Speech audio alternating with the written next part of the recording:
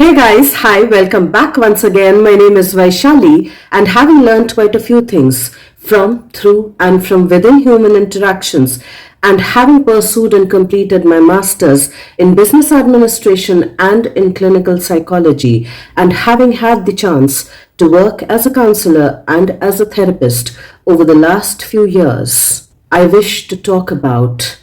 the power of habits. And in the same breath, I'd like us to contemplate if our habits are making our choices for us, our decisions for us, or are we making deliberate, conscious, intentional choices with regards to whatever we are choosing or not choosing.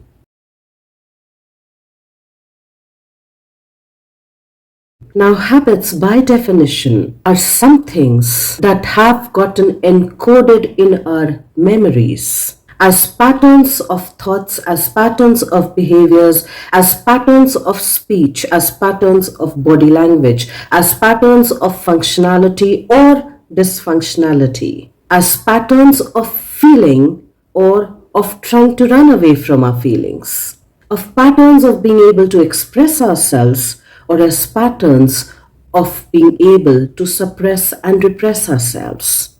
Even as a simple pattern of picking up this handkerchief with my right hand, holding it in a similar fashion, and then trying to dab off the sweat in the very similar manner. Now, even as I did that action or those actions of picking up this handkerchief in this particular manner and then trying to dab off the sweat from my face in the similar manner, I naturally did not need to think about it. It was quite automatic. It's almost like a second skin to me. It's a muscle memory built up, accumulated over past repetitive experiences, over past repetitive behaviors and actions. So, quite naturally, it's an accumulation of the past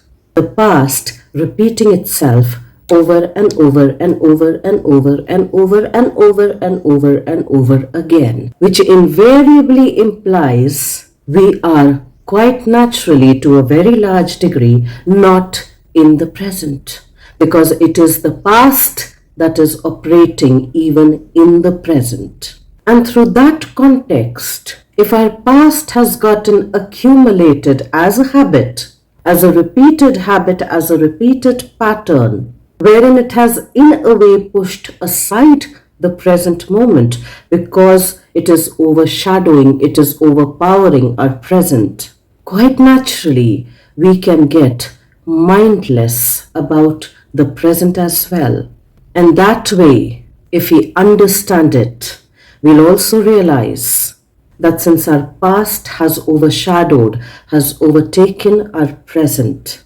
just as a matter of habit, quite naturally, if we do not do anything to change that, or even to get aware about that, the same will be replayed, the same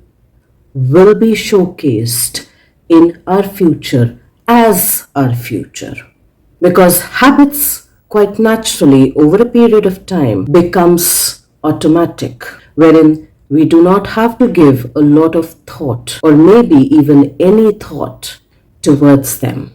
And whatever we fail to give our attention to quite naturally gets ignored. And like they say, that ignorance can only help us for a very short span of time, but knowledge has far more potential. Knowledge in terms of awareness has far more potential to help us discern, to help us understand if we wish to continue with certain habit patterns, or if we wish to change them, to tweak them, to edit them, or to even erase them completely. Because if we aren't doing that, then quite naturally, our habits are making our decisions for us.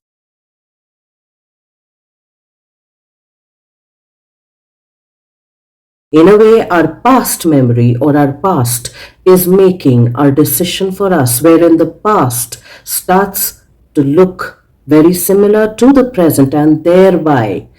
the past will also look very similar in the future as the future itself. So, like it's shown in the movie Dil Dhadakne Do, wherein this particular character, played by Shefali Shah, who's playing the role of Anil Kapoor's wife, has gotten used to, plainly putting it, has gotten habituated to, आदत हो गई है, to stuff down her feelings, which is metaphorically shown through her stuffing her mouth with cake or with food.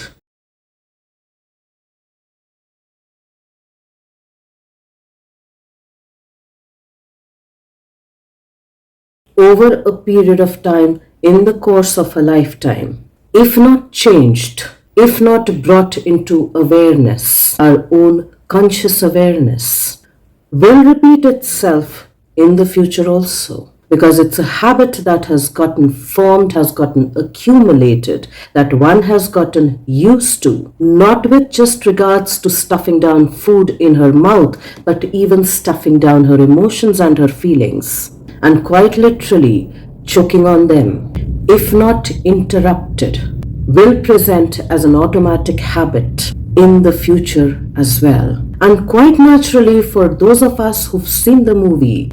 if we look a little deeper, we'll also understand, we'll also realize that since she has gotten used to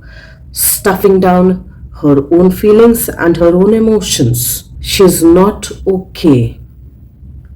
when her children are able to express their emotions and their feelings and their thoughts. When Ranveer Kapoor as her son and when Priyanka Chopra as her daughter in the movie go on to share that they are not happy, that they are not satisfied, that they are not fulfilled with certain aspects of their lives, be it Priyanka Chopra's marriage or be it Ranveer Kapoor's aspirations to not join the family business but rather become a pilot, we'll notice that we also find her suppressing her children's aspirations, her children's feelings, her children's emotions, because she herself has gotten used to it, and thereby she's not comfortable with those feelings, with those emotions, with those thoughts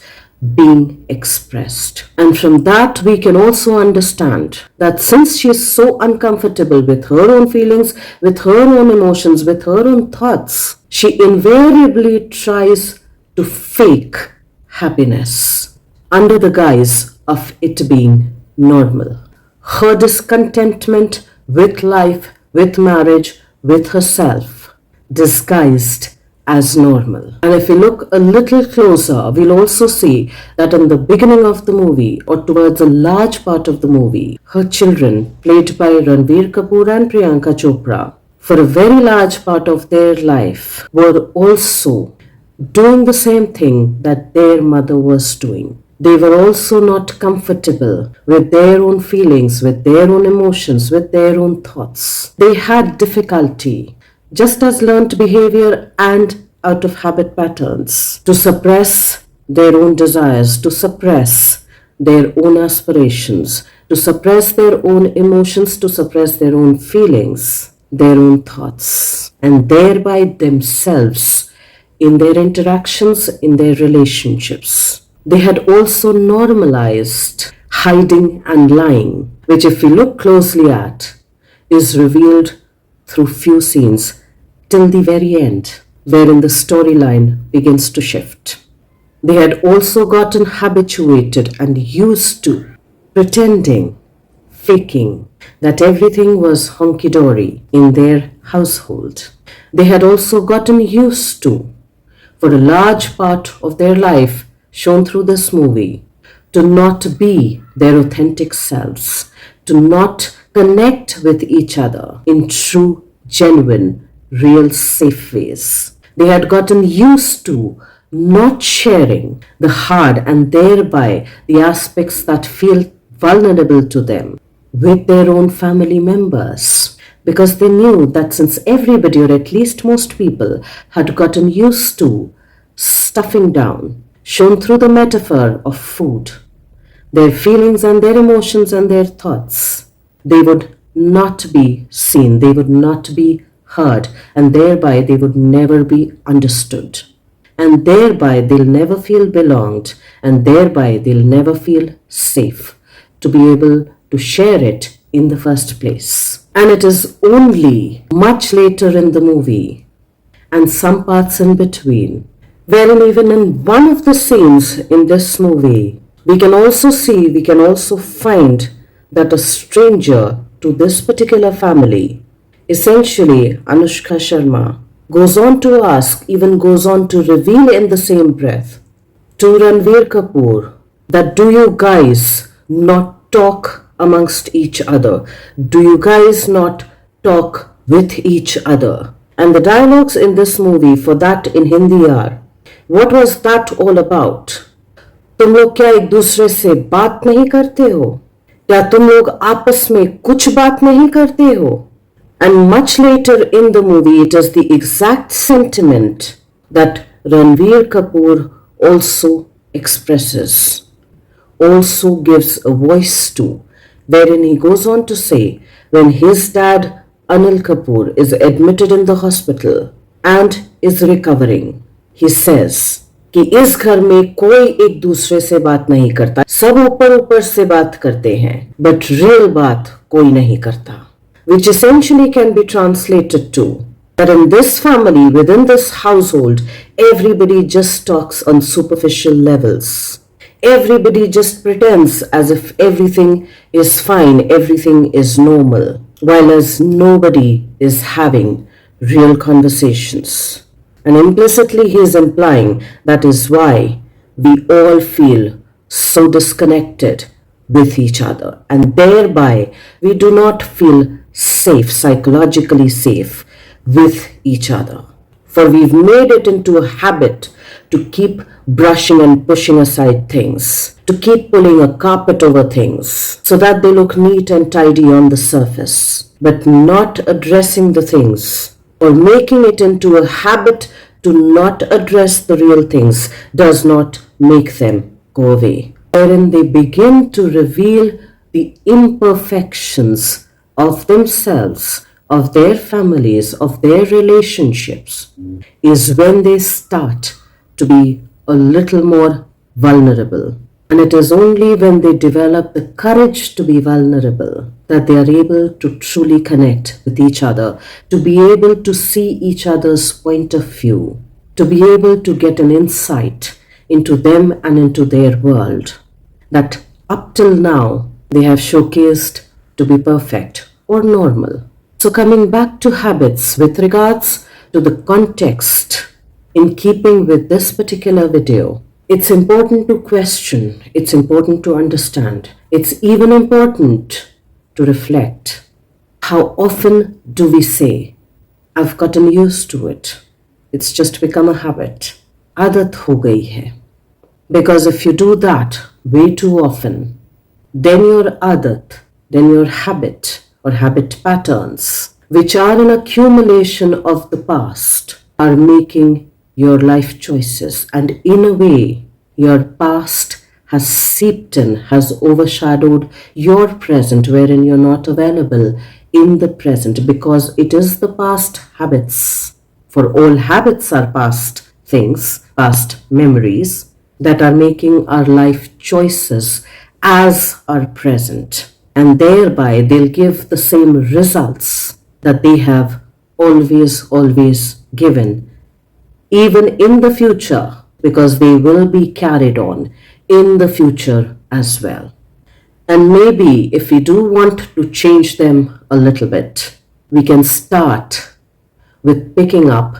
some different habits or doing the same activities a little differently. And those activities, those behaviors can be as little as, can be as minute as that if I'm used to picking up my comb using my right hand and holding it in this way and probably combing my hair in a particular way, maybe it's time that every alternate day I use the different hand, even to pick up the comb and even to comb my hair in a different way. If I'm used to picking up my handkerchief in a particular way and holding it in a particular way, and then dabbing off my sweat in a particular way. Maybe it's time that I picked even this thing up using a different hand, quite naturally in a different way, and when I dab it, it'll not be the same. But even these little habits, if done deliberately, if done intentionally over a period of time, will help us become more mindful even about our own habits, will help us get a little more reflective on ourselves and not work in an automatic way, which habits tend to do,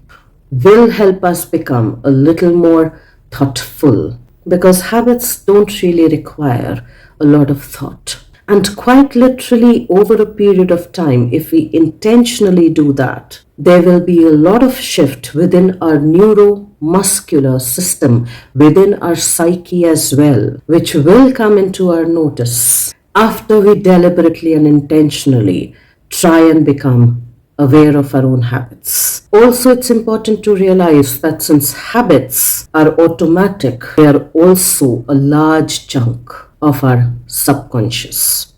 which is naturally out of our conscious awareness. And thereby, quite naturally,